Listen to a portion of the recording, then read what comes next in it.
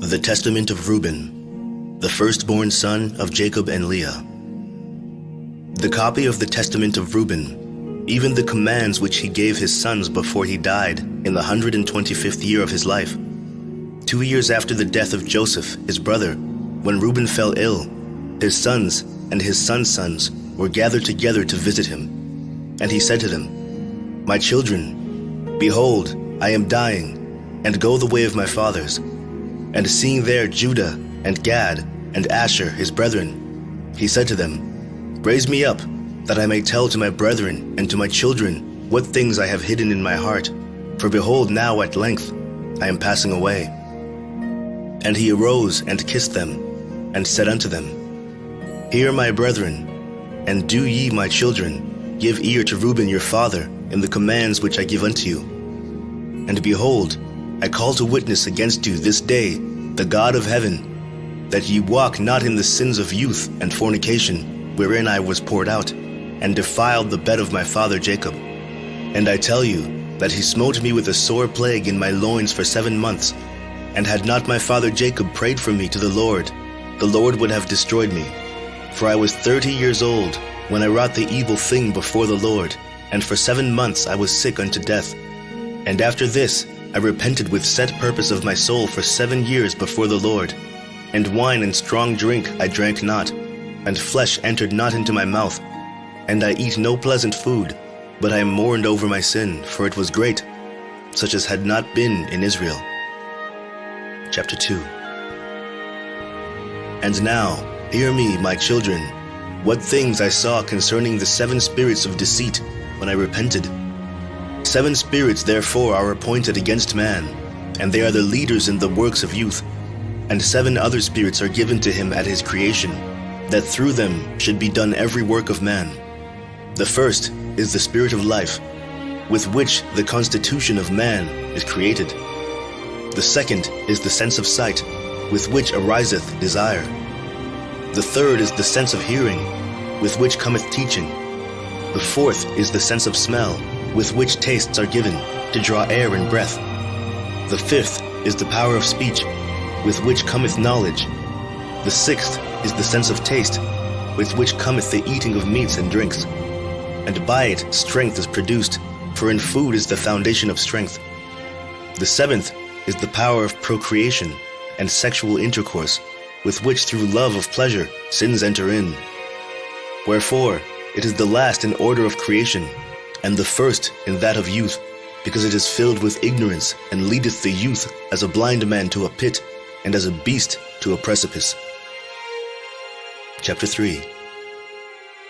Besides all these, there is an 8th spirit of sleep, with which is brought about the trance of nature, and the image of death.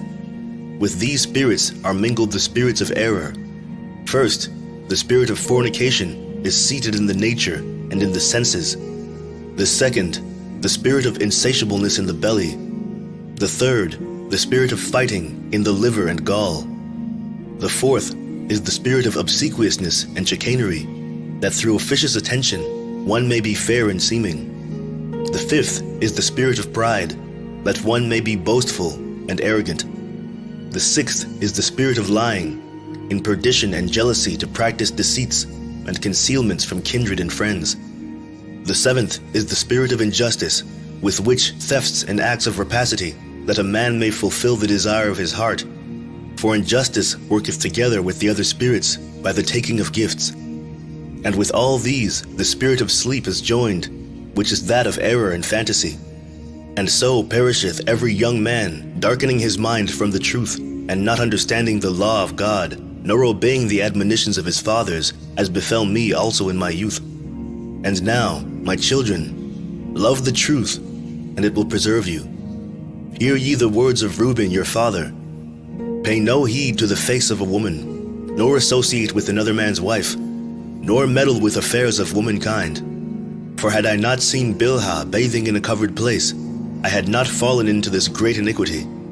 For my mind, taking in the thought of the woman's nakedness, suffered me not to sleep until I had wrought the abominable thing. For while Jacob our father had gone to Isaac his father, when we were in Eder, near to Ephrath in Bethlehem, Bilhah became drunk and was asleep uncovered in her chamber. Having therefore gone in and beheld nakedness, I wrought the impiety without her perceiving it, and leaving her sleeping, I departed. And forthwith an angel of God revealed to my father concerning my impiety, and he came and mourned over me, and touched her no more. Chapter 4.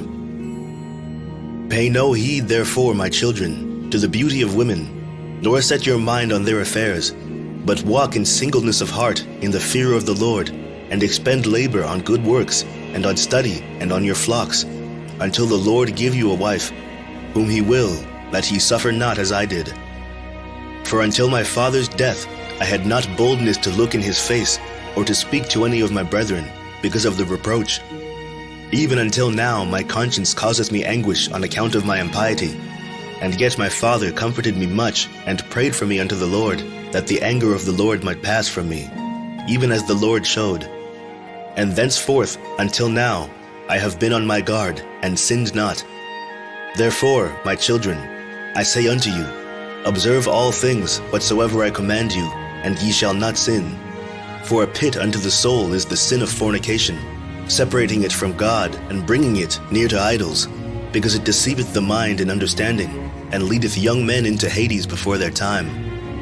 For many hath fornication destroyed, because though a man be old, or noble, or rich, or poor, he bringeth reproach upon himself with the sons of men, and derision with Bilhah.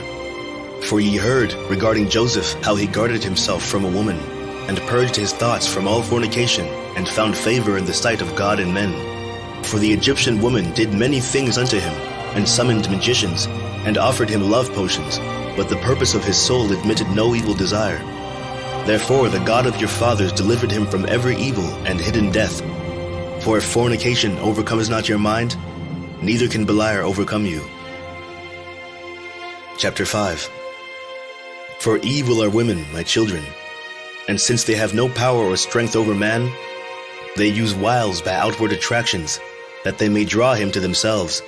And whom they cannot bewitch by outward attractions, him they overcome by craft. For moreover, concerning them, the angel of the Lord told me and taught me that women are overcome by the spirit of fornication more than men, and in their heart they plot against men, and by means of their adornment they deceive first their minds, and by the glance of the eye instill the poison, and then through the accomplished act they take them captive. For a woman cannot force a man openly, but by a harlot's bearing she beguiles him. Flee therefore fornication, my children, and command your wives and your daughters that they adorn not their heads and faces to deceive the mind, because every woman who useth these wiles hath been reserved for eternal punishment. For thus they allured the watchers who were before the flood. For as these continually beheld them, they lusted after them, and they conceived the act in their mind, for they changed themselves into the shape of men, and appeared to them when they were with their husbands. And the women lusting in their minds after their forms gave birth to giants, for the watchers appeared to them as reaching even unto heaven. Chapter 6. Beware therefore of fornication, and if you wish to be pure in mind, guard your senses from every woman, and command the women likewise not to associate with the men, that they also may be pure in mind. For constant meetings, even though the ungodly deed be not wrought, are to them an irremediable disease, and to us a destruction of Bilhah and an eternal reproach. For in fornication there is neither understanding nor godliness, and all jealousy dwelleth in the lust thereof. Therefore, then I say unto you, ye will be jealous against the sons of Levi, and will seek to be exalted over them, but ye shall not be able. For God will avenge them, and ye shall die by an evil death. For to Levi God gave the sovereignty, and to Judah with him, and to me also, and to Dan and Joseph, that we should be for rulers. Therefore I command you to hearken to Levi, because he shall know the law of the Lord, and shall give ordinances for judgment, and shall sacrifice for all Israel until the consummation of the times, as the anointed high priest, of whom the Lord spake. I adjure you, by the God of heaven, to do truth each one unto his neighbor, and to entertain love each one for his brother. And draw ye near to Levi in humbleness of heart, that ye may receive a blessing from his mouth. For he shall bless Israel and Judah, because him hath the Lord chosen to be king over all the nation. And bow down before his seed, for on our behalf It will die in wars, visible and invisible, and will be among you an eternal king. Chapter 7. And Reuben died, having given these commands to his sons, and they placed him in a coffin until they carried him up from Egypt, and buried him in Hebron, in the cave where his father was.